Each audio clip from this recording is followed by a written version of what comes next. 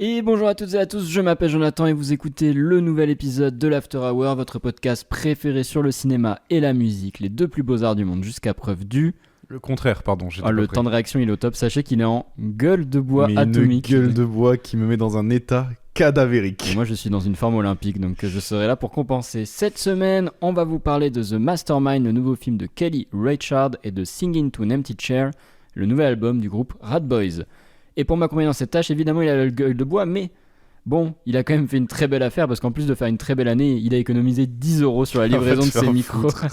Va te faire foutre. Le seul mec que quand tu dépenses plus de 500 €, il se dit franchement, je crois que je vais prendre la livraison la moins chère qui va me faire plus galérer parce que bon, on est bien à 10 € près. Et surtout qu'en gueule de bois, j'ai dû aller. C'était horrible. Sur l'échelle de 1 à 10, tu regrettes à combien les 10 balles? À 1000. Mais tu sais que c'est la première fois de ma vie que je ne fais pas livrer chez moi. Je sais pas pourquoi, je me suis dit, bah aujourd'hui je suis un connard, je vais faire livrer au magasin. Putain, quel débile. Mais très bien. Merci avant... matériel.net. Ouais, c'est pas une OP, mais merci. Oui, on a des nouveaux pieds, on a des nouveaux micros, voilà, on a investi, on est un podcast encore plus à perte. Et si vous voulez c'est catastrophique là. un peu nous soutenir, puisqu'on est quand même très très à perte, n'hésitez pas à nous mettre un petit abonnement sur YouTube, un petit commentaire, un petit like si vous êtes sur les plateformes de streaming, vous abonner, mettre un commentaire, pareil si vous pouvez noter le podcast 5 étoiles, ça nous régale. Parce voilà, que le comptable du podcast nous a appelé, nous a supplié d'arrêter de faire le podcast. C'est nous deux. C'est nous deux. Voilà, et sinon on rappelle, on est présent sur les réseaux sociaux @l'afterhourpod sur TikTok et sur Instagram. Mais bon, on va passer à la partie cinéma et le film de cette semaine c'est donc The Mastermind de Kelly Reichardt, film sur lequel la cinéaste est multicasquette puisqu'elle est à la fois scénariste, réalisatrice et monteuse. Pour ceux qui ne connaissent pas Kelly Reichardt, c'est une réalisatrice un peu du cinéma indépendant américain qui a signé ces dernières années quelques bons films, notamment First Cow, Showing Up ou bien Certain Woman qui sont dans ses derniers films. Voilà, c'est une cinéaste assez intéressante, assez minimaliste qui critique et met en scène l'Amérique, donc chose dont on parlera après. Au casting, on retrouve dans le rôle principal le très talentueux Josh O'Connor qu'on a sûrement plus vu ces derniers temps au cinéma que pour ma part mes propres parents dans la vraie vie. Plus que mon daron aussi du coup. Oui, bah toi c'est facile. Voilà, j'ai gagné. Olé. Et dans les seconds rôles, on peut également citer la fabuleuse Alana Haim, John Magara ou bien encore Hope Davis. Le film a été présenté en compétition officielle au dernier festival de Cannes où il n'est revenu avec hélas aucun trophée. Mais bon, à noter que Kelly Reichardt avait déjà concouru là-bas en 2022 avec Showing Up et avait remporté le Carrosse d'or à la quinzaine des réalisateurs. Et de quoi ça parle The Mastermind? Eh bien c'est l'histoire de James Blay, alias JB pour les intimes, un père de famille au chômage qui se dit un jour que bon bah pour mettre un peu de beurre dans les épinards, ça serait peut-être une bonne idée d'aller braquer le musée de sa ville dans le Massachusetts. Parce que moi les années 70... Ouais, c'est dans le Massachusetts. C'est à Cincinnati. C'est dans le Massachusetts. Ah ouais, Cincinnati, c'est... Ok. Ouais. Mais c'est écrit sur Wikipédia, sur le résumé partout là. Tu m'auras pas mon pote. Cincinnati, c'est... Ok, bon, c'est pas grave. C'est un peu anecdotique en plus. Oui, on s'en branle, hein, c'est juste que... Dans les années 70 aux États-Unis, c'est pas facile la vie. Il y a la guerre du Vietnam, les mouvements sociaux et la hausse du chômage. Le rêve américain post-seconde guerre mondiale éclate et commence à faire questionner la classe moyenne américaine. JB élabore alors un plan infaillible en mode Ocean's 11 avant l'heure, sauf que le jour J, tout capote pour notre héros. Et c'est le début des ennuis puisqu'il n'avait pas prévu la fermeture de l'école de ses enfants, ni la trahison d'un de ses complices, ou bien encore le fait qu'un autre de ses hommes trahirait ses instructions en faisant usage d'une arme à feu. Mais JB parvient quand même à ramener les tableaux chez lui, mais c'est là que les ennuis sont véritablement là. Très vite dénoncé par ses complices comme étant le cerveau de l'opération, il va devoir trouver un nouveau plan infaillible pour ne pas se faire attraper par la police, le FBI ou bien encore pire, la mafia. Bon alors Tom, toi tu as vu le film ce matin, moi je l'ai vu il y a 2 jours. Alors je vais te poser la question là sans détour parce que bon, tu m'as déjà dit ce que tu en pensais. Alors The Mastermind de Kelly Reichardt, c'est validé ou c'est pas validé? Je pense que je ne suis pas le public. Voilà. Ok, d'accord. Il est en gueule de bois, donc je pense que on part sur un solo dans 5 minutes, je vous le dis. Ah ouais, moi après je tape la sieste, là, je vous le dis. Non, en vrai, je pense que je suis pas le public. J'ai passé un moment tellement long. Il fait combien de temps le film? Il fait à peu près 2 heures, un peu moins, je crois. Putain, ressenti 4. Ouais, c'est marrant, moi pas du tout. Je me suis vraiment fait chier pour le coup. Mais vraiment fort. Je crois que... Bah, tu vois, même Sirat, qu'on a chroniqué l'année dernière, je me suis fait chier. Mais au moins je rigolais tellement c'était pathétique ce que je voyais.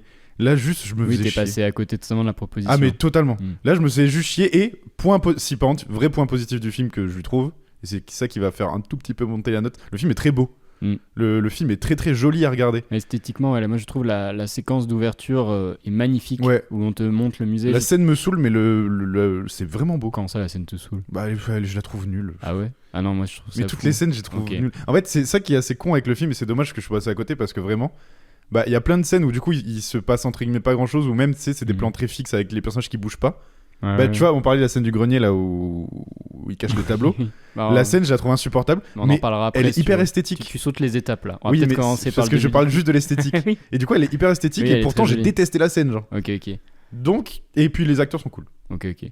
Bon, en fait, pour expliquer un peu le film, et peut-être pourquoi Tom a détesté, je pense qu'il y a d'autres personnes qui vont détester, parce que la Je pense moyenne, que c'est à double tranchant. on en c'est- parlera tout à l'heure, la moyenne sur Allociné de presse, elle est à 3,8 je crois, et C'est- la moyenne putain. spectateur est à 3,1, ce qui est extrêmement bas, sachant que c'est quand même un film... C'est voilà. plus que matérialiste. Oui, mais bon, ça... Whatever. C'est Il y a une des guerre qu'on a combats, perdue depuis trop à pas longtemps. mener. Donc le film, il est marketé comme un film de braquage, où il est vendu comme ça, j'ai pas vu la bande-annonce, mais en Ah, tout cas, pour c'est le ce qui est marqué sur l'affiche. Moi, je me suis pas fait avoir, je savais pas ce que j'allais voir. Ok. Donc ça, c'est au moins, j'ai pas été déçu. Et effectivement, le film commence par ce qui s'apparente à un setup de film de braquage où on a Josh O'Connor qui est dans un musée avec un truc qui te pose. Enfin, en tout cas, la caméra fait en sorte de te montrer tout ce qui se passe dans le musée, que tu comprennes la géographie.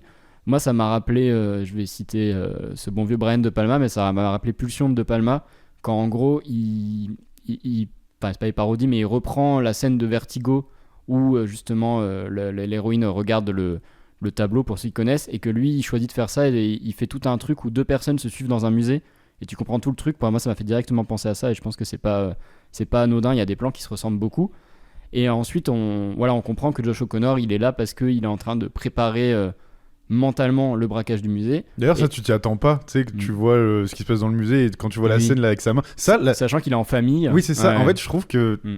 c'est pour ça que je suis vraiment passé à côté. Je le sens parce que tu sens que le film est quand même bien construit dans l'idée de ce que veut montrer le film. C'est ça. Et là, du coup, tu te dis, ah ouais, je suis en train de voir un film qui s'appelle The Mastermind. Je vais voir un Exactement. film sur un génie qui va braquer un musée, et on va suivre le braquage, l'après, ça va être génial Donc et tout. c'est vraiment le Goofy Man. Genre. C'est ça. Et en fait, ce qui se passe, c'est que t'as tout le truc où tu te dis, ouais, il s'enchaîne bien, ok, son plan, machin et tout, c'est super intéressant.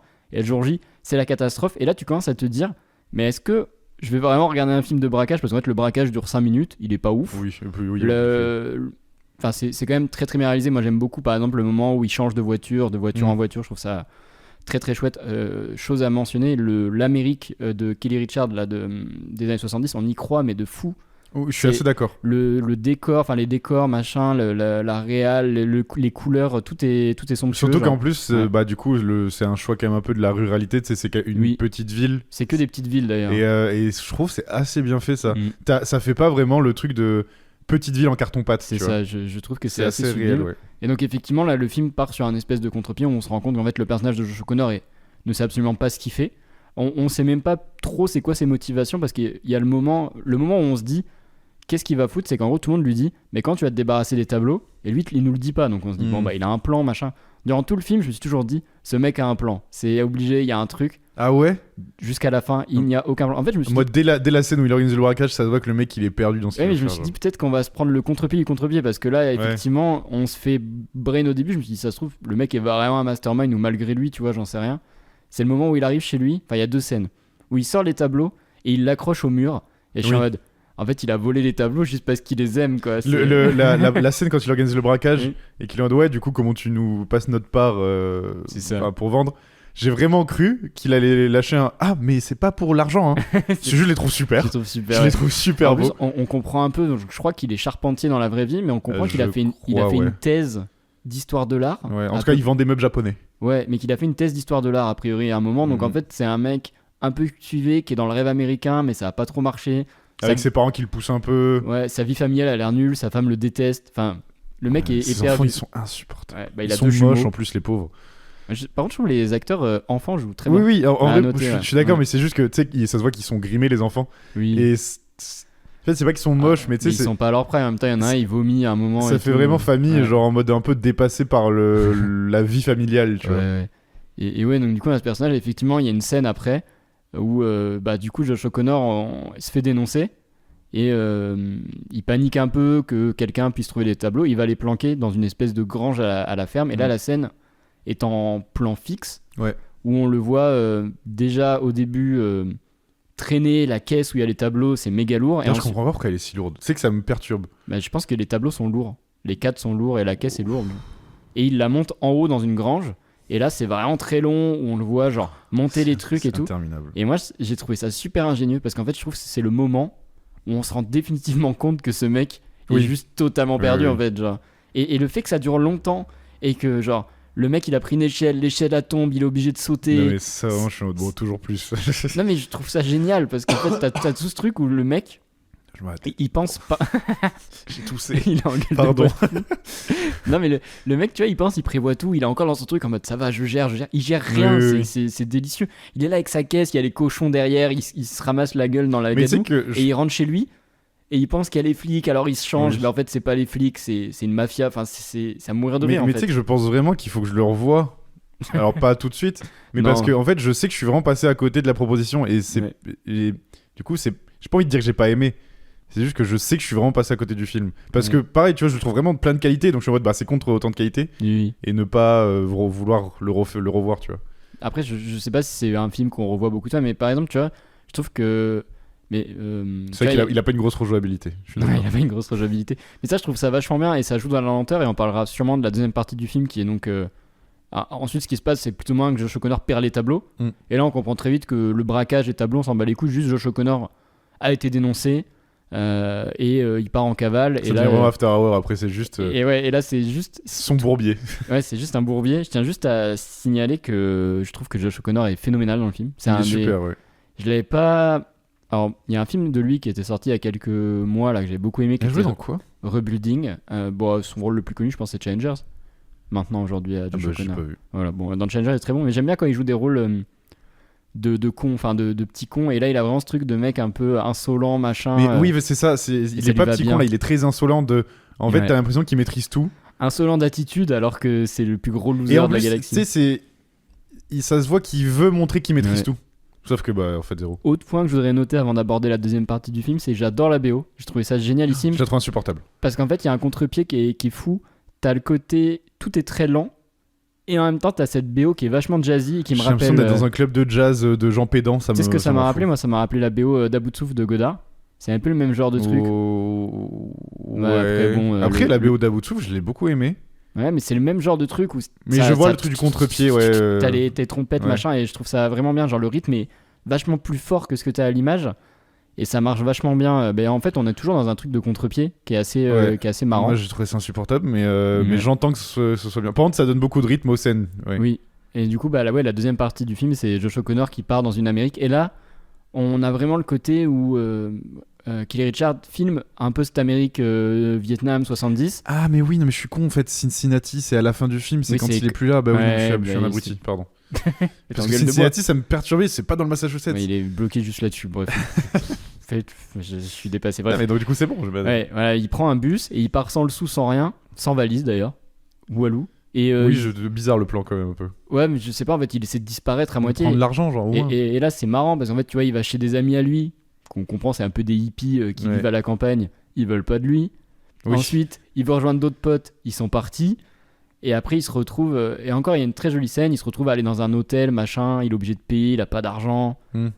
Et t'as ce truc où. Je pense qu'il est hébergé chez l'habitant. Et j'ai bien aimé cette scène où il fouille le placard en fait. Oui, et il trouve. Ouais. Et pareil, c'est très long et tu sens la détresse du mec, tu vois. Genre, il est en mode, il sait pas quoi faire. Il est là, il regarde les chemises, les bidules, il cherche des solutions. En fait, le mec est perdu, il contrôle plus rien. Et le pire, c'est qu'il est tellement perdu, mais ça Ouais. se voit qu'en fait, dans sa tête, il veut continuer d'être sûr de lui. C'est Quand ça. il appelle sa femme, je suis en mode, va Oui, te faire foutre. Parce qu'au bout d'un moment, bah, le mec, il a plus d'argent en cavale. Il appelle sa femme, il fait Bah, donne je, de l'argent. je t'aime, excuse-moi, je peux avoir de l'argent. Elle est Et en mode, genre, bah, je te déteste. Enfin, oui, parce que là, elle est chez ses parents avec les enfants et lui a juste dit t'inquiète, je gère. Il gère rien Oui, du non, tout. mais- Le mec, en plus, on n'a pas précisé, mais au début du film, il emprunte de l'argent à ses parents Oui, en c'est leur vrai, mentant oui, c'est pour vrai. faire le braquage. Parce C'est que vrai. les mecs lui disent qu'en gros, ils ont besoin d'argent à l'avance. Donc lui, il l'emprunte en se disant je vais rembourser.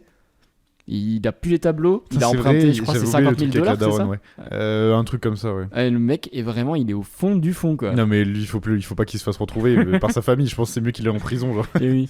Et bon, après, on va fast forward un peu dans le film, mais c'est vrai qu'on voit toute cette Amérique un peu rurale, un peu délaissée. On voit beaucoup les mouvements sociaux, on voit Ouais. les hippies, on voit les mouvements pour les civil rights, ce genre de choses. Et Josh O'Connor pense, tu vas pouvoir gérer à la fin. Il se dit bon bah foutu pour foutu, ma femme veut pas me donner de l'argent, je vais voler le sac à main d'une vieille. Cette scène, je la trouve un peu nulle. Genre, en fait, trouvé ça vachement bien moi. là, c'est juste la DA de la scène de la vieille qui est en mode oh non, ce jeune monsieur dans cette ruelle m'a volé mon sac, adressez-le. Je suis en mode oh on est dans un cartoon ou. Moi j'ai trouvé ça assez crédible et je trouve ça. En fait je trouve que c'est drôle, c'est qu'en fait c'est pas un enjeu le vol du truc. Oui. Ça va être...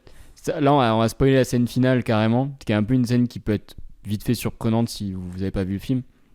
Donc ils volent le sac à main de la vieille et ils choisissent de se camoufler dans une manif pour le Vietnam. Et là on se dit, peut-être pour la première fois du film, il sait enfin ce qu'il fait, il a de l'argent, il est caché, et là, ni vu ni connu, il se prend un coup de macraque sur le crâne, il se retrouve à terre, embarqué dans un camion. C'est assez surprenant le moment où t'as les flics qui se mettent à tabasser tous les manifestants. C'est ça. Oh ouais. Donc là bon, ça montre aussi l'Amérique de l'époque, la répression, machin, tu sens que les flics pas ils que en de l'époque. Hein.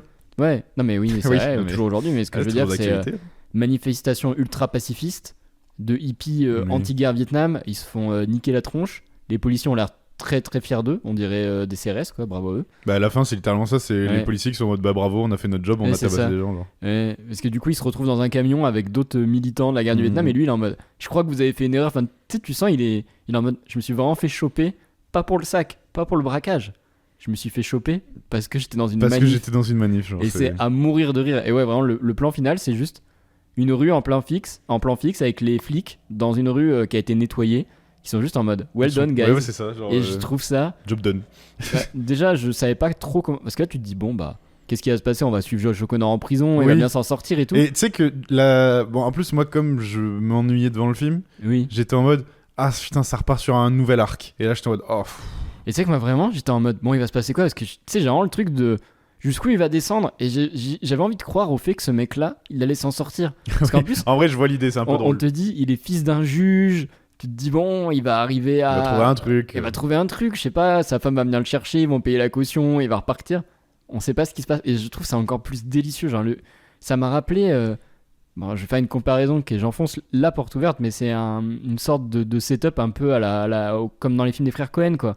C'est absurde au possible, c'est ultra surprenant. Et là où c'est intéressant par rapport aux frères Cohen, c'est que vraiment, on est sur un personnage qui est extrêmement bien développé dans ce qu'il est, dans ce qu'il représente. En fait, on n'en sait pas trop sur lui, mais à travers ce qu'on le voit faire, ce qu'il fait pendant tout le film, genre ses actions, machin, même par rapport à les autres relations aux gens, on comprend le personnage, comprend tout. Tu vois. Quand je regarde un film, des fois je me fais une réflexion, et là elle marche très bien, c'est que pour moi, dans un film, ton personnage, il est bien développé si tu t'en fous de son prénom.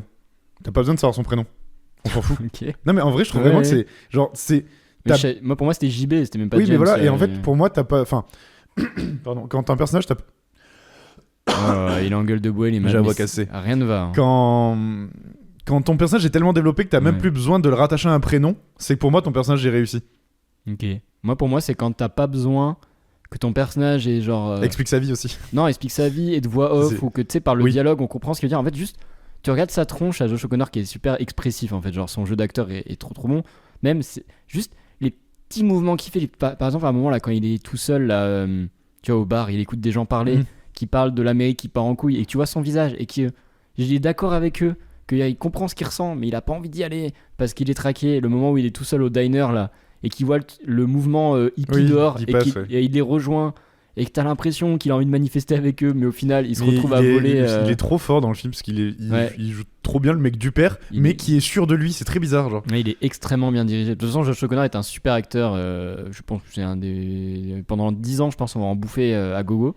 Je sais pas quel âge il a. Il est pas vieux, mais il est pas vieux. Mais là il a le vent en poupe, je pense pendant 10 ans on va se bouffer du Josh O'Connor jusqu'à ce qu'on en peut plus. Il va faire une belle décennie, je te dis, comme Paul Mescal de toute façon les deux là. C'est vrai que Paul Mescal maintenant ils ont un film qui sort tous les deux bientôt. Oui, ils vont partager l'affiche. Mais t'inquiète, on en parlera en temps voulu. Je sais plus. Ouais, moi j'ai vu la bande-annonce au cinéma. Bon bref, tout ça pour dire que du coup vous l'avez compris, Kelly Richard avec ce film elle installe un contre-pied total qui est super intéressant. Je dirais pas qu'elle parodie le film de braquage, mais elle le détourne de manière très astucieuse. Ouais, oui. Bah si, parce qu'elle rentre dans un genre et elle finit dans un autre. Et je trouve ça... Parce que vraiment, le début, c'est du un film de braquage dantesque, quoi. C'est vraiment le setup, je recrute. Moi, vous je avez pense qu'il faut pas compris. l'associer à ça, c'est plus un. Ah, je pense que c'est voulu. Hein. C'est vraiment, elle prend le genre, elle le twist et elle fait, bah vous voyez. Oui, mais justement, du coup, pour moi, faut pas l'associer à juste film de braquage, du coup. Non, justement. Ah oui, mais c'est oui. ce que je dis, c'est elle revisite. Ok, oui, je Elle t'écoute pas, en revisite, fait. mais tu m'écoutes pas en fait. Nickel, je vais péter un boulon, je vous le dis. J'ai fait un jeu pour lui, il le mérite pas. De la Jack, il était tout énervé avant de commencer parce que c'est un vieux papy qui arrive pas à mettre un mot de passe sur un ordinateur. Ouais, mais voilà. Bon, bref, toi, t'es passé à côté de la proposition. Moi, j'ai envie de dire, c'est mon film préféré de l'année pour l'instant. Je suis passé à côté, mais il y a quand même énormément de qualité. Vraiment, le film a beaucoup de qualité. Je vous encourage fortement à aller le voir, si vous avez écouté jusque-là. Mais pas sûr qu'il reste très longtemps en plus. Je sais pas si à quel point il. moi, je pense qu'il va marcher un peu. En tout cas, il est pas super bien distribué. Oui, bah c'est un peu. Parce que nous, sur 3 cinémas UGC, bon, peut-être dans les autres, parce je que sais pas. tu sais pourquoi il est pas diffusé? C'est les vacances scolaires et le cinéma où t'as voulu aller, c'est un cinéma familial, donc ils vont pas diffuser ça. Genre. Bon, voilà. Putain, j'aurais pu voir le Marsupilami de Philippe Lachaud, quoi. Ouba. Merde, chier, quoi. Alors, on va lire quelques critiques. Si tu veux, donc j'ai dit tout à l'heure, on a une moyenne presse à 3,8 et moyenne mais du coup, ça à m'intéresse de voir les notes basses, ce qu'ils en pensent, parce que je pense. Je suis désolé, j'ai mis une note basse et non, mais c'est pas des grave, hautes. Mais ça me va. Parce qu'en fait, les notes basses, c'était toujours les mêmes trucs. Donc, si tu veux, on commence par la basse, c'est Paris Match, qui ont mis 2,5. 2, c'était le minimum, je crois. Ce qui en vrai est bien pour un film. Ouais. Ce portrait d'un branquignol attachant atteint très vite ses limites. La réalisatrice préfère ses cadres symétriques magnifiques à ses personnages, humer l'air du temps plutôt que trouver la cohésion, même le propos de son film. En gros, toutes les critiques, c'était c'est sympa cette histoire de ce branquignol à la con, enfin de ce mec perdu, mais le film te raconte rien, il n'y a pas de propos. Et je suis un peu quand même d'accord. Mais je suis tellement pas d'accord. Mais pas sur le truc ça raconte rien, parce qu'il y a quand même. Enfin, je pense... un de mes films préférés, c'est After Hour, donc dans ce cas, on peut dire qu'After Hour raconte rien, tu vois. Non, parce qu'After Hour, c'est clairement juste. Tu comprends. C'est une comédie. Oui, mais oui. Non, mais ce que je veux dire, c'est que. Du coup, pour moi, c'est pas que ça raconte rien, c'est juste que. Je peux comprendre qu'on trouve qu'il y a quand même beaucoup de choses futiles dans le film qui ne font pas avancer le film. Alors, pour moi, je pense qu'il faut dissocier intrigue et propos. Je pense que les gens. Oui. Bah oui, là, quand ils disent ça raconte rien, effectivement, le film a pas une grande intrigue. À partir du moment où c'est un mec en cavale, c'est un mec en cavale et ça ne raconte rien d'autre. Par contre, dans le propos du film, ça raconte énormément de choses sur l'histoire de l'Amérique. Ah, mais ça, bon, je suis totalement d'accord. Il faut dissocier le propos et le. Voilà, et pour moi, c'est un peu le problème de tout ce genre de film, c'est qu'il y a des gens qui regardent des films pour des intrigues et qui vont clairement passer à côté parce que eux, dans leur tête, ils seront en mode j'aurais préféré voir un shérif qui poursuit le héros, un truc d'antagoniste, de méchant. Il n'y a pas d'antagoniste, il n'y a pas de méchant, il n'y a pas de rebondissement, il ne se passe rien, quoi. Mais c'est délicieux, à mes yeux. Voilà. C'est délicieux. On va lire Sud-Ouest, qui ont mis 4 sur 5. Une cavale élégante et mélancolique, le solitaire Mooney oscille entre ironie et dépression. À travers lui, Kelly Richards saisit une génération d'Américains qui, au début des années 70, ne croient déjà plus dans les grands éans idéologiques de l'époque. Voilà, bon, c'est ce qu'on a dit moult fois. On est vraiment dans une critique pure et dure de l'Amérique et qui est très astucieuse, je trouve. C'est bien les critiques Sud-Ouest, ils font pas les gens pédants, ça c'est trop bien. Mais tu vois, à contrario de, par exemple, du biopic sur Bob Dylan qui idéalisait les 70s et les glorifiait, celui-là, je trouve qu'il prend un bon contre-pied, en plus en voyant un mec du peuple, et montrant des gens du peuple d'ailleurs. Oui, parce qu'en vrai, c'est un prolo un peu. C'est tous des prolos, même le moment où il va voir ses potes et ils sont pas là, tu sais, devant le truc. Oui. Et qu'il y a un gars qui lui dit je voulais prendre un message, tu vois, cette espèce de redneck machin, mais qui a pas l'air méchant, mais tu vois que c'est ça l'Amérique, quoi. Voilà, mais c'est vrai que je trouve que, par contre, la retranscription de cette période de l'Amérique est vraiment, entre guillemets, belle, comment elle a fait. Genre, elle a vraiment réussi à esthétiser, mais sans la travestir. Je trouve ça assez intéressant. On va lire Les Inrocks, qui ont mis 4 sur 5. Film captivant, musical, cool, encore une fois, ce qui est souvent un gros mot, mais pas là. 2 petits points. C'est un éloge de la loose et d'une façon particulière de glisser sur la vie, accolé à un regard cruel sur le prix de cette manière d'être au monde. Bon, dans la musique, j'ai vraiment pas aimé, mais je peux comprendre. Mais j'aime bien ce truc, vraiment. C'est vrai que c'est un peu un espèce d'éloge de la loose de ce personnage qui... Je sais pas si c'est un éloge, je dirais plutôt que c'est une espèce de... Il n'y a pas de jugement sur le personnage. Oui, alors qu'en vrai, c'est quand même un peu une merde. Hein. Ouais, il n'y a pas de jugement dessus, mais il y a vraiment un truc de... Bon, bah voilà comment ce personnage a choisi de vivre sa vie et... Prenez ce que vous voulez. C'est vrai que oui, en fait, pendant tout le film, t'es pas en mode le mec est une merde, alors qu'en vrai, si. Enfin, Bah, techniquement, oui, il abandonne sa femme, ses enfants. Il abandonne sa femme, il a fait un braquage. Il a pété à $50 000 à sa famille qui va jamais rembourser. Il estorque sa famille, enfin. Il vole une grand-mère. Enfin, le mec est une merde, hein. Allez, on va finir, on va lire les cahiers du cinéma. Mieux installé, James Blaine Mooney n'est pas le personnage typique des fictions de Kelly Richards. Quelque chose en lui résiste pourtant à ce confort. Il a beau avoir la haute silhouette et le visage d'aimable petite souris de Josh O'Connor, il paraît toujours en retrait dans une légère absence à lui-même et aux autres. Est-ce cela, rater sa vie ? Kelly Richards n'a pas cette condescendance. Ce qu'elle montre par la composition rigoureuse de ses plans, c'est un type qui passe à côté de son époque. J'aime bien cette analyse, vraiment. Bah, c'est ce qu'on disait en fait, genre... Le truc de passer à côté de son époque, il y a plein de scènes qui le montrent. Oui. En vrai, ouais. Il n'y a pas de jugement sur le personnage. Est-ce qu'il rate sa vie ou pas ? On n'en sait rien. Ça se trouve, après, il s'en sort, ou il va en prison, je sais pas, et tout va bien. Bon, il est quand même bien recherché. Hein. Mais il est quand même bien Je cherché. pense qu'il est un peu dans la merde. Oui. Mais... J'aime bien cette idée de plutôt que dire qu'il passe à côté de sa vie, ouais, clairement, il est en décalage avec son époque, et ça se sent trop, genre... Déjà, le plan où sa femme emmène les enfants à l'école, et lui... Il ferme le garage, il est en calbute, ça me fracasse, tu sens que mais le mec... Mais tu sais que même au début du film, quand tu le vois dans le musée, l'esthétique du musée te montre l'époque 70, tu vois, tu comprends. Lui, je trouve qu'il fait un peu à part. Mais il fait presque un peu tâche. Oui. Ouais. Et je pense qu'il faudrait revoir certaines scènes, et je pense que ça a été travaillé, ça. Mais du mec qui n'est pas dans la bonne époque. Franchement, je trouve la réal... C'est le genre de réal que j'aime beaucoup, parce qu'en fait, elles en disent beaucoup avec pas grand-chose. C'est très minimaliste, en même temps... C'est un peu comme quand on parlait de Jim Jarmusch, c'était le souci du détail et tout. Alors je trouve que il y a plus de détails quand même, parce que c'est un film qui a plus de mouvement, on est dans des espaces qui sont pas clos comme le Jim Jarmusch, mais c'est super intéressant en fait. C'est réel qui en pas grand chose, t'en disent beaucoup. Oui. Et prenez-en de la graine, les réals là qui veulent faire 40 000 trucs et au final vous arrivez à rien dire parce que la seule manière que vous avez de faire avancer vos histoires et vos personnages, c'est le dialogue. Donc voilà. Bon bref, on va pas. Il y a un réalisateur extrêmement connu qui fait ça dans tous ses films. Oui, bah. D'ailleurs, il n'y en a pas qu'un, mais bon. Ouais, c'est vrai. On va se faire un petit jeu que j'avais noté. Alors, je te l'ai spoil hier, hein, mais... T'inquiète, je l'ai pas oublié. Il a pas oublié. Les peintes ne m'ont pas fait oublier. Alors, le film, c'est Kelly Richards, Richard Kelly ou les deux. Parce qu'en fait, ce que je disais, ça m'a fait rire quand j'y ai pensé, parce que je me suis dit, Kelly Richards, c'est marrant. C'est quasi le même son que un de mes réels préférés. Qui a fait un de mes films préférés. Oui, donc, parce qu'il a aussi fait The Box. Hein. On en parlera. Qui est Richard Kelly, donc qui a fait Donnie Darko et d'autres films. Et je me dis, ça serait marrant de faire un petit truc. Les deux n'ont absolument rien en commun dans leur cinéma. Non. Et pourtant, on va voir ce qu'il en est. Voilà. Donc, il a plagié le Burger Quiz. Oui, j'ai plagié le Burger Quiz. J'espère qu'Alain Chabat ne me fera pas un procès. Déjà, faudrait qu'il sache qu'on existe. On est déjà bien à perte. SO oui, Alain. Alors déjà, voilà. Alors, Alain, fais pas le con, je t'en supplie. Du coup, Kelly Richard, Richard Kelly, ou les deux, est le ou la scénariste de tous les films de sa filmographie. Bah, Kelly Richard. Les deux. Oui, Richard Kelly a réalisé 3 films et les scénaristes pas. de ces 3 films. Ça me choque pas, en fait. Ouais. Parce que Donnie Darko, je le savais, je suis con. Prends le temps de réfléchir, hein, parce qu'à la fin, ta vie dépendra de tes résultats à ce questionnaire. Qu'est-ce qu'il raconte, le du bus, là A fait tourner l'acteur Sean William Scott, l'acteur qui incarne Stifler dans American Pie. Bah, c'est... Ah, putain, j'ai peur de dire les deux, mais c'est Richard Kelly. Oui, c'est Richard Kelly dans Southland Tales. Oui. Voilà. Possède comme actrice fétiche... Ça aurait été drôle, les deux, par contre. Oui, ça aurait été marrant.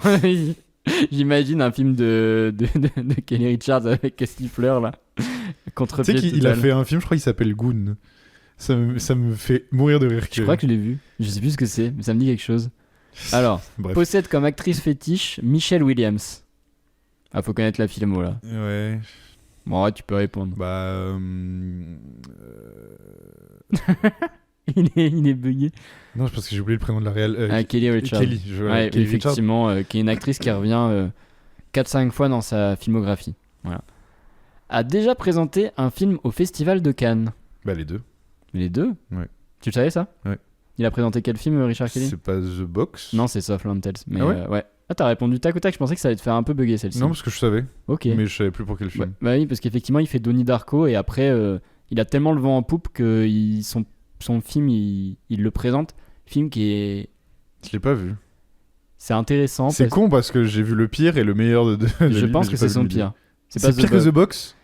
En fait, si tu veux, c'est très intéressant et ça fait partie de ces films qui ont une ambition folle, qui se ratent complètement, mais quand tu les regardes, tu peux pas t'empêcher de dire. Oh, ça aurait pu être génial si seulement c'était pas nul. C'est littéralement Donnie Darko. Donnie Darko, oui, c'est ça. En vrai, il est sur le fil de faire un film scandaleux. Bah, imagine, scandaleusement nul, alors qu'en fait, c'est un chef-d'œuvre. Il fait un film, bon, on en reparlera après si tu veux, mais genre qui se veut être un espèce de Mulholland Drive boosté aux hormones. Ok, c'est Enfin, bon, tu m'as hype. j'étais Allez, hype, ouais. Si ça se trouve, moi, franchement, des fois, je sais pas si c'est un chef-d'œuvre ou une purge. Mais voilà. Ouais, ok. Mais à moi. J'aime l'idée. A fait tourner ensemble The Rock, Sarah Michelle Gellar, donc Buffy contre les vampires, et Justin Timberlake. Bah, c'est Kelly Richard. Non, c'est Richard Kelly. Bah non, sauf Tales. Putain, fais chier. A remporté le Grand Prix du jury au festival de Sundance. Ah. Les deux. Les deux, effectivement. Donnie Darko et River of Grass, le premier long métrage de Kelly Richard, a remporté. Putain, il y a des gens qui avaient la vision sur Donnie Darko, bravo à eux. Ah oui, mais Les gens avaient la vision à il a l'époque. gagné ça et Gérard Armé, je crois, si je dis pas de bêtises. Et dernière question, a dû attendre 12 ans après la sortie de son premier film pour pouvoir trouver des financements lui permettant de financer le second. Bah, du coup, c'est Kelly Richard. Ouais, Kelly Richard, je trouve ça assez honteux, sachant qu'effectivement, elle gagne le Grand Prix du jury à Sundance. Je sais pas comment son film a performé, mais personne n'a voulu financer un de ses films pendant 12 ans. Elle a quel âge? Elle À a peu près, 60 ans, Ouais, donc son premier film, elle a fait en... en 96. Parce qu'après, non, 94, elle en ressort un en 2006. C'est vraiment, elle a attendu 12 ans, t'imagines? Tu gagnes un prix, et on te dit 12 ans après. Ça, je pense vraiment que... Alors que tu vois, Richard Kelly, qui a fait Southland Tales, qui a un échec à 15 millions de dollars, on lui a dit « Ouais, tu peux faire The Box, mon pote, y a pas de souci. » C'est honteux, genre. Puis en plus, The Box, Ouais. bref. Bref, le sexisme dans l'industrie. Ouais, on c'est en ce que j'allais dire, je parlera. pense, dans les années 90, bah, déjà, être une femme dans le Exactement. cinéma, ça va être compliqué, alors imagine une réal, quoi. Bon, en tout cas, j'espère que ça t'a plu, ce petit quiz, et qu'il y en a qui ont découvert des Du trucs. coup, j'ai juste envie de regarder le film, là. T'as juste envie de regarder Southland Tales. En tout cas, c'était notre avis sur The Mastermind de Kelly Richard, film qu'on vous invite à aller découvrir de vous-même en salle pour vous faire votre propre avis. Film qui ne manquera pas, je pense, de vous faire réagir en bien comme en mal. Le genre de film un peu clivant avec une proposition radicale. Ouais, dont je pense il ne que c'est faut pas passer à vraiment, côté. c'est Ouais. vraiment, j'ai plus l'expression, mais voilà, vous avez compris. Ouais, c'est ça. Bon, on va passer maintenant à la partie musicale où je pense que ça va être encore un espèce de solo. On va se régaler. Non, ça Euh, Oh, ça va. On va parler du groupe Rat Boys. Donc, j'ai pas pris de notes spécialement parce que je me suis dit qu'on allait passer beaucoup de temps sur le film et c'était pas tant le cas. Mais bon, bref. Donc, pour ceux qui connaissent pas, Rat Boys, c'est un groupe d'indie rock un peu porté sur la country qui opère depuis les années 2010. C'est un groupe de l'Illinois, Chicago, si je dis pas de bêtises. Un énième groupe de rock qui se fonde quand les gens sont à la fac, se rencontrent et choisissent de faire de la musique. C'est très indie rock, C'est punk et tout de faire ça, quoi. Leur gros album où ils se font remarquer, je crois que c'est avant le Covid où ils sortent un album et ils commencent à être un peu chroniqués dans les médias, style Pitchfork, The Fader et tout. Et depuis, ils sont sur une bonne lancée puisque moi, leurs premiers albums, je trouvais ça prometteur et sympa. Mais là, ça fait 2-3 albums que la musique continue de s'améliorer de disque en disque. Et là, donc, on a leur retour après un album, je crois, qui était en 2023 ou 2022, mais qui était très très bien aussi. Donc l'album dont on va parler s'appelle Singing to an Empty Chair, donc chanter pour une chaise vide, voilà. Ça met un peu le ton de l'album. Bah ça...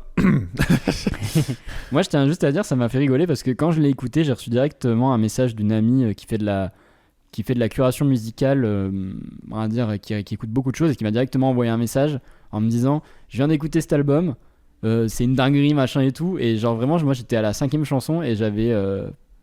Enfin, la 5e chanson de la réécoute et j'avais exactement le même avis. Je suis assez d'accord. Voilà, donc Je spoil mon avis, mais je suis assez d'accord. Ça m'a fait rire vraiment le truc de. Au même moment, on était sur l'album et c'était. Je pense que c'est un peu le premier gros album en termes de qualité de l'année. Mais vas-y, je vais te laisser commencer parce que toi, tu connaissais pas Rat Boys en plus, donc qu'est-ce que tu en as pensé?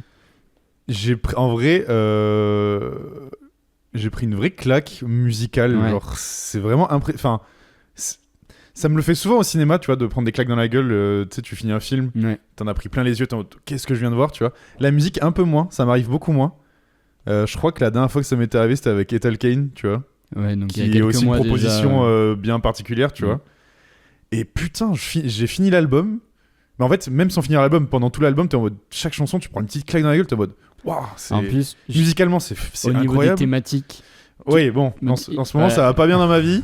Les thématiques abordées font que j'ai toujours pas réécouté l'album une deuxième fois. Je l'écouterai d'ici quelques mois quand ça ira mieux. Parce qu'il m'a dit je ne pourrais pas l'écouter 2 fois. Une non, fois, c'était trop. Vraiment, je l'ai écouté par professionnalisme. Mais... Parce que pour parler un peu des thématiques, ça parle quand même globalement de l'absence, de ce qu'on a Ouais. perdu, de ce qu'on aimerait Ça parle même retrouver. du vide un peu. Ouais, bah mais du vide, mais pas du- sentimental, mais du. Enfin, je sais pas comment du vide l'exprimer. laissé par les gens. Ouais, voilà, c'est Ouais, ça. ouais, c'est ça. Mais pas du deuil. Non, Enfin, ça parle pas du deuil, mais ça parle beaucoup ça de correspond, mais... est-ce qu'on peut retrouver ce qu'on a perdu, Ouais, est-ce ouais. que je peux réparer mes erreurs, enfin tu sais c'est très Donc, ça m'a mis dans un mood cadavérique, vraiment. Et puis en plus, à la gueule de bois sort pas de nulle part. comme je donc. disais, c'est que bah, je fais un métier manuel, donc du coup, c'est un métier où t'as quand même pas mal de temps pour réfléchir quand tu fais les trucs. Oui. Et donc, du coup, je l'écoutais pendant que je travaillais. Je te vois, ah, la vie, cette sale chienne, hein, vraiment. La vie, c'est de la merde quand même. Hein. Mais par contre, en dehors de ça, putain, l'album est incroyable. Ouais. La voix de la chanteuse est Mais elle est magnifique. Elle est un peu spectrale genre. Un peu. J'aime Elle, bien. elle a ce truc que j'aime beaucoup, surtout chez les femmes, c'est les fonds de voix cassés. Je sais pas si tu vois. Oui, je vois Genre, ce tu sais, à que la tu veux Miley Cyrus, et des comme ça, Ouais. tu vois. Genre, il y a un fond de voix un peu. Bon, Miley Cyrus, c'est pas que le fond, mais. dire. Des voix qui ont du caractère un peu. Ouais, c'est ça. Et Mm. elle oscille entre la voix un peu cassée et la voix très. Ouais, tu l'as dit spectrale. Genre. Mm. Elle a une voix magnifique. Mais sans Musicalement, être, c'est fou. sans avoir une voix spectrale, tu sais, genre comme c'est le cas de Telken ou tu sais. Ah oui, non. Une Oui, voix oui. à la fibre. Ça rapproche plus d'une voix un peu à la Phoebe Bridgers, je trouve, mais qui est assez intéressante. Et mais- puis c'est, tu sais, c'est pas pitché ni rien, tu vois. Non. Genre, c'est vraiment du naturel. Musicalement, c'est incroyable. Les compositions sont folles. Il y a je suis des d'accord. petits solos de guitare à des moments. Je te dis, wow, je suis où là? Je suis. Sachant que l'album est assez ambitieux, il dure quand même une cinquantaine de minutes, il y Ouais. a 11 titres, et il y a des chansons. Il y a des chansons très country qui prennent à et il y a contre-pied. surtout il y a et des tout. chansons qui durent 8 minutes, et il n'y a pas un ressenti, genre c'est extrêmement long, c'est extrêmement fluide, l'album est super plaisant à écouter. Et ça, je l'avais dit pareil pour Ethel Kane, c'est que Ouais. t'as des musiques de 15 minutes. Alors, et en fait, Tolkien, moi tu- j'avais trouvé ça un peu long quand même. Mais... Après, Ethel Kane, c'est très spécial aussi la proposition. Mais bref, Exactement. Là, je trouve Mais là, que c'est un album sur tout lequel passe bien. je pourrais revenir beaucoup plus souvent, et en plus je trouve ça le mélange des genres est super intéressant parce que vraiment d'utiliser ce côté très country, tu vois, pour faire un parallèle avec le cinéma, c'est le genre d'album et de mood, ça me fait penser un peu au cinéma de Terrence Malick où tout Oui. est très mélancolique, contemplatif dans une espèce d'Amérique, tu sais, où tu regardes des grandes plaines, des grandes maisons dans la pampa et genre tu sais, tu réfléchis à la vie et tout. Ça me projette un peu dans ce genre d'univers mais ce genre d'univers avec un côté vraiment plus dépressif, on va pas se mentir, que les films de Malick. Ça va plus loin que la nostalgie. En fait, c'est un album qui, oui, t'appelle directement dans la nostalgie, mais en fait, qui te met quand même une claque dans la gueule et qui te dit non, c'est pas que de la C'est nostalgie, c'est des regrets, Oui. c'est de l'aigreur, c'est genre vraiment. C'est ça, il y a... Les thématiques. En plus, ce qui est assez fou. Attends, je voulais juste te dire, Vas-y. hier j'ai lu la chronique de Pitchfork, tu vois, qui m'a intéressé parce qu'ils l'ont sorti, ils l'ont nommé meilleur nouvel album, tu vois, donc voilà En direct. vrai, pour l'instant, c'est largement le meilleur album Et de l'année. il y a une phrase qui m'a marqué, c'est ils disent est-ce qu'on est tous des maisons vides hantées par les personnes qui y ont habité. Et je trouve cet album, il a vraiment ce truc-là de. Faut pas que je le réécoute, hein. Putain. Mais je trouve que parce que vraiment, moi je l'ai écouté 2-3 fois et j'ai écouté les paroles et je trouve que cette phrase elle résume parfaitement le mood de l'album qui Ouais. est. T'as l'impression d'être dans un grand truc vide, mais t'es pas seul, mais en même temps t'es En fait, terriblement la seul. genre. métaphore de la maison marche très bien parce que tu sais, la maison, c'est genre Ouais, je suis un truc matériel où c'est le truc matériel Oui. le plus vivant en fait. Je suis désolé de t'avoir assassiné comme ça. Mais... Ah bah là, putain, ça va. Et merde, je voulais dire. Ah oui, et en plus. d'ailleurs, ça rappelle un très bon film, le film Heure de Zemeckis, où vraiment t'as ce truc d'une maison et Oui. tous les gens qui y ont habité. Mais c'est plus positif que ça, mais j'aime bien faire des parallèles entre la musique et le cinéma. Mais tu ça me vois, moi, passionne. ce que je Ouais. trouve assez fou, c'est que aussi comment les thématiques sont abordées. Ouais. C'est pas fait pour juste rendre triste. Non, mais tu vois ce que je veux dire, tu sais. Oui. L'écriture est fine. Oui, je suis d'accord. Genre, c'est vraiment bien écrit. Je trouve que même toute la proposition globale de la composition au nom de l'album, en passant par Mais tu sais, la ouais, cover, le nom de l'album. tout est extrêmement cohérent et Oui, ça, oui. faut le dire, on aime quand le produit que t'as, pas juste la musique, mais tout est cohérent et t'es en mode putain, ils se Ouais. sont bien cassés les couilles pour que ce soit. Mais en stylé, vrai, tu j'ai vois. très hâte de le réécouter parce que l'album est vraiment hyper bien, mais pour l'instant, je peux pas. Dans 6 mois. Ouais, bon, j'espère plutôt quand même parce que. C'est vraiment sinon- juste la cover. C'est 2 chaises dans une pampa qui se font face, 2 chaises vides. Ouais. Enfin, genre vraiment, c'est déprimant. Enfin, même la photo est très très belle. genre. Et ce que je disais hier en l'écoutant, c'est que je trouve ça fou que bon, après l'indie rock aux États-Unis, ça va, c'est quand même un peu populaire et la country, bon, encore plus. Mais je trouve ça trop dommage que ce genre d'artiste, on n'en entend pas plus parler parce que ce que je disais hier, c'est que tu vois, une Sabrina Carpenter ou une Taylor Swift sort un album comme ça. l'album il marche de baiser. Alors je vois pas du tout Sabrina Carpenter faire ça, mais. Mais si, moi je le vois, mais pas bien fait parce que. Par contre, Taylor, sur un délire où elle se chauffe et elle se dit c'est ça que je veux faire, elle peut le faire. Oui, parce que je pense... et ça marcherait de ouf, mais même dans le monde entier, parce que t'as l'image Taylor Swift, mais parce que les gens seraient étonnés de la proposition, alors qu'en fait, des propositions comme ça, t'en trouves plein, tu vois. Non, il y en a plein. Le groupe est, soyons honnêtes, c'est un groupe qui est pas extrêmement connu. Je pense qu'il est vraiment connu des gens qui écoutent de la musique et qui écoutent les dernières sorties en général et qui suivent un peu la scène indépendante Après, globalement, américaine. c'est souvent les artistes qu'on présente. Mais vraiment, on essaie de présenter ce genre d'artiste pour faire un peu un contrepoint, vu qu'on présente rarement quand même des petits films et tout. Enfin, on essaie de choisir des trucs. Bon, bref. T'as pas voulu qu'on fasse Marsupilami, mais bref. Non, j'ai pas voulu faire Marsupilami. Sinon, j'aurais juste dit Houba Houba pendant 45 minutes. Genre, et moi, en gueule de bois, j'aurais dormi. non, un peu la flemme d'être méchant. Oui, je suis assez d'accord. Ouais, non, mais tout ça pour dire, c'est le genre vraiment de groupes qui sont confidentiels et c'est vrai que ça me gagnerait à être bien plus connu parce qu'en plus, c'est des propositions qui sont pas compliquées. Moi, quand j'écoute Rad Boys, j'ai pas l'impression d'écouter un truc d'élitiste, j'ai juste l'impression d'écouter de la bonne musique et je me dis, n'importe quelle personne qui a un peu de culture rock, folk vite fait, tu vois, peut écouter ça et vraiment se dire. Ah, c'est joli. Le côté pas du tout élitiste, je le vois tellement. En fait, c'est tellement bien fait et intelligemment fait que ça peut parler à tout le monde. Et c'est ça que je trouve assez fou. Ouais. Je sais plus quel album on a fait il y a 2-3 semaines. Je sais plus, enfin bref. Ouais. Où là, je trouvais ça un peu plus élitiste. Genre, c'était. Mais si, c'est l'album, je sais plus qui c'était l'artiste. Bref, j'avais pas trop aimé, je me souviens. Mais je reconnaissais que musicalement, c'était vraiment très très bien. Il est en train de me mettre une colle celui-là. Ouais, putain, j'ai un doute. Vas-y, ouais, bref. Et du coup, je trouvais ça. J'avais pas trop aimé la proposition, mais je reconnaissais à quel point c'était bien fait musicalement. Mais c'était trop parfait. Là, justement. Ah oui, c'était Dry Cleaning. Oui, ouais, c'est ça. Oui, alors pour le coup, oui, moi je trouve que c'est un peu plus. Dans le. On va dire, ouais, c'est peut-être un peu plus élitiste, même si c'est beaucoup plus simple dans la composition, mais ouais, c'était trop clean, trop. Oui, voilà, c'est ça, c'était trop beau, entre guillemets. Là, tu vois, c'est magnifique, mais t'as un peu du cracra qui va avec et qui enjolive la chose, qui rend la chose vraie. Ouais. Et d'où le fait que l'album est assassin. C'est le truc que j'aime bien dans Rad Boy, c'est vraiment que t'as ce truc où tu sens que dans le mix qui s'emmerde des fois à avoir des textures de son qui sont un peu, ouais, tu disais cradouille, moi je dirais, tu sais, imperfectible, tu vois, et ça j'aime bien ce genre de truc. Mais vraiment, l'album est incroyable et comme j'ai dit, j'ai hâte de le réécouter. Je vais écouter s'ils ont fait d'autres. Mais ouais, si ça va pas bien en ce moment dans votre vie, attendez un peu. Petite note. C'est qu'en vrai, c'est un gros 9 facile. Hein. Ouais, moi, je pense que je lui mets 8,5 sur 10. Ce que j'allais dire, il y a peut-être un 8,5, je baisse un peu. Ouais, je mettrais 8,5. Parce qu'il y a ça aussi que je l'avais pas réécouté, donc je suis encore sur le truc de la première écoute. Mais vraiment, ça fait partie de ce genre d'album. Je suis certain que dans un an, quand on fait notre bilan, enfin dans moins d'un an du coup, j'en parlerai. Genre, je suis sûr qu'il sera dans mon top 10. Il y a de fortes chances. Il y a de grandes chances, ouais. Alors oui, on sait pas ce qui va sortir, tu vois. Mais globalement, c'est rare de se prendre des claques musicales comme ça. Enfin, moi, je sais que je vais m'en souvenir, tu vois. Ouais, moi, je trouvais que l'année musicale, elle commençait un peu doucement en termes d'album. Il n'y avait rien qui me marquait. Mais là, vraiment, la sortie de cet album-là m'a fait me dire, ouais, bon, peut-être ça va venir, mais l'année va commencer, quoi. Et après, moi, il y a quand même Joyce Manor la semaine dernière. Après, j'avais un... Oui, mais après, bon, c'est... Mais c'est sentimental, c'est pas pareil. Mais du coup, c'est une très belle semaine parce que j'avais un peu le même truc version cinéma. J'étais en mode, bon, on est en février. J'ai vu une quinzaine de films au ciné. De nouveaux films, je suis en mode il y en a pas un qui dépasse le 3,5 sur 5 sur mon Letterboxd et le Mastermind là il m'a fait du bien. Il y a Hamnet dans tous ces films, hein. Tu me dégoûtes. tu me répugnes. Vraiment c'est. Écoute hein. T'aimes pas le beau. Tu n'aimes pas le beau. Non, j'aime pas le beau. Pour citer quelqu'un qu'on connaît. Je suis pas un esthète moi. Ouais voilà. Tu penses? C'est comme dire un certain commentaire. J'ai hâte que tu regardes Softlands et que tu y mettes 5 étoiles. Hein. Bon, on verra qui c'est l'esthète. Hein. Bon bref, en tout cas c'était notre avis sur Singing to an Empty Chair de Rad Boys, donc groupe qu'on vous invite à aller découvrir. Leur précédent album est également très très bon. Je vais vous donner le titre tout de suite, le titre de l'album précédent. Ils ont que 2 albums? Non, ils en ont plus, mais l'album d'avant il s'appelait The Window et très très bien aussi. N'hésitez pas vraiment. Toujours dans le même thème ou je peux aller l'écouter peut-être tranquille. Un peu plus léger, mais ça reste quand même un peu. Mais c'est moins sur la solitude, les regrets du passé. T'attendre un peu. Non, c'est un peu. C'est temporiser une petite semaine.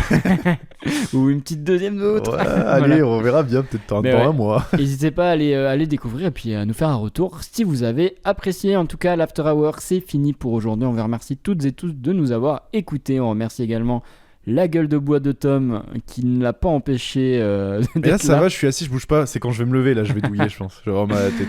On rappelle que si vous voulez nous soutenir, vous pouvez tout simplement vous abonner sur YouTube, mettre un petit commentaire, un petit like, nous suivre sur les réseaux sociaux @l'afterworpod sur TikTok et Instagram. Et sinon, si vous êtes sur les plateformes de streaming, puisque ça reste un podcast avant tout, n'hésitez pas à vous abonner. Petit commentaire également, si vous avez quelque chose à dire, on les lit et on y répond. Et sinon, vous pouvez noter le podcast sur Apple Music ou Spotify. Vous mettez bien entendu 5 petites étoiles, ça nous aide pour le référencement. Tiens, t'en avais des choses à dire. Et oui. Je t'ai vu, genre le faire les yeux fermés en mode rap god, il était prêt là. Mais le problème, c'est que même en gueule de bois, je pense qu'il me terrasse, genre. Je suis pas sûr. Hein. Bah, je suis petit teigneux, mais pas très costaud quand même. Ouais, mais là, je suis vraiment dans le mal. Hein. Bon, nous, on vous dit à la semaine prochaine. Le film, on n'a pas encore décidé. Si. Ah bon? Bah, Marty Supreme, il sort la semaine dernière. La semaine prochaine. Ah, c'est Marty Supreme? Bah, il sort la semaine prochaine, je crois. Ok, bah, ça, si c'est ça, c'est ça alors. Bah, il y a peu de chances qu'on fasse autre chose. Hein. Ok, ouais, Non effectivement. Bah, si, mais je sais pas, je suis perdu dans les sorties. Et moi, mon pote, semaine après semaine, jour après jour. YOLO. Ouais, allez, à plus, parce que vraiment, là, il commence à me saouler. Des bisous, à la semaine prochaine. Bonne soirée, au revoir.